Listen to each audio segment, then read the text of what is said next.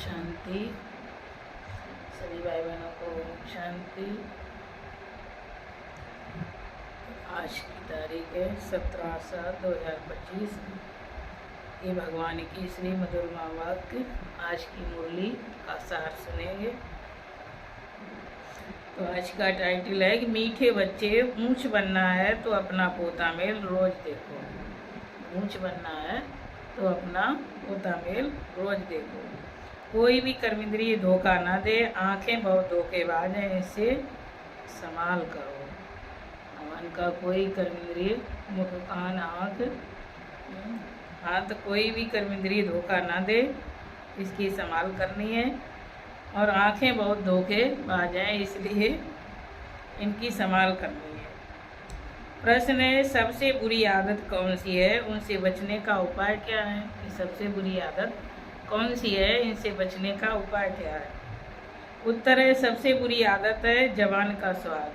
वो कहते हैं जबान का स्वाद जो है सबसे बुरी आदत है, क्योंकि बार बार मन उधर ही जाएगा। जो चीज़ अच्छी लगेगी या जो देखेंगे, जिधर भी आँख देखेगी, फिर जबान का स्वाद याद आएगा, उधर ही भटकेगी बार बार बुद्धि। कोई अच्छी चीज़ देखी तो छुपा कर खा लेंगे। छिपाना अर्थात चोरी। चोरी रूपी माया भी बहुतों को नाक कान से पकड़ लेती है। माया नाक कान से पकड़ लेती है और चोरी कराती रहती है। इससे बचने का साधन, जब भी कहाँ बुद्धि जाए तो खुद को सजा दो। कहीं भी बुद्धि जाए भटके तो खुद को सजा दो। बुरी आदतों को निकालने के लिए अपने आप को खूब फटकार लगाओ। अपनी बुरी आदतों को निकालने के लिए खुद ही अपने आप को फटकार लगाओ और सजा दो। ओम शांति। अब सुनेंगे धारणा के लिए 2 पॉइंट। सबसे पहला पॉइंट है कि सेंसिबल बन अपनी जांच करनी है कि आंखें धोखा तो नहीं देती हैं। मन का समझदार बन अपनी जांच करनी है कि आंखें कहीं धोखा तो नहीं देती। कोई भी कर्मेंद्रिय के बस हो उल्टा कर्म तो नहीं करना है। चेक करो कि कर्मेंद्रिय के बस हो उल्टा कर्म तो नहीं करना है कोई।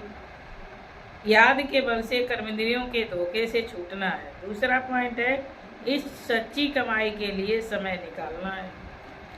दुनिया की जितनी भी हम कमाई कर रहे हैं, जो कुछ भी कर रहे हैं, वो हमारे साथ नहीं चलनी है। वो यहीं तक है, इसी जीवन तक। तो जो कमाई साथ चलनी है, पुण्य की कमाई, उसके लिए भी समय निकालना है। पीछे आते भी पुरुषार्थ से मेकअप कर लेना है। यह विकर्म विनाश करने का समय है, इसलिए कोई भी विकर्म नहीं करना। ये संगम विकर्मों को विनाश करने का समय है। अभी भी विकर्म करते रहेंगे तो खत्म कब करेंगे? यही समय है जो भगवान आया हमारे सभी विकर्मों को भस्म कराने। वरदान है, बालक सो मालिक के पाठ द्वारा निरंकारी और निराकारी भव। बालक सो मालिक के पाठ द्वारा निरंकारी और निराकारी भव। बालक बनना अर्थात अधिके जीवन का परिवर्तन होना। बालक बनना अर्थात अधिके जीवन का परिवर्तन होना। कोई कितने भी बड़े देश का मालिक हो, धन व परिवार का मालिक हो, लेकिन बाप के आगे सब बालक हैं। तो इतना बड़ा भी परिवार का मालिक हो, धन का मालिक हो, कारखाने का मालिक हो, कुछ भी हो, लेकिन भगवान के तो सब बच्चे ही हैं, बालक ही हैं। तुम ब्राह्मण बच्चे भी बालक बनते हो तो बेफिक्र बादशाह और भविष्य में विश्व के मालिक बनते हो। हमारा रखवाला, हमारा संभालने वाला जिम्मेवार शिव बाबा है। हम उनके बालक हैं तो हम बेफिक्र बादशाह बन जाते हैं। बालक सो मालिक हूँ, ये स्मृति सदा निरंकारी निराकारी स्थिति का अनुभव कराती है। बालक अर्थात बच्चा बनना माना माया से बच जाना। स्लोगन है, प्रसन्नता ही ब्राह्मण जीवन की पर्सनैलिटी है, तो सदा प्रसन्न चित्त रहो।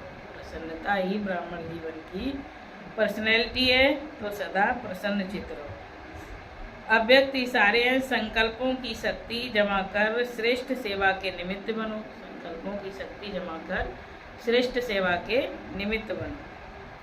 जो कार्य आज के अनेक पदमपति नहीं कर सकते, वह आपका एक संकल्प आत्मा को पदमपति बना सकता है।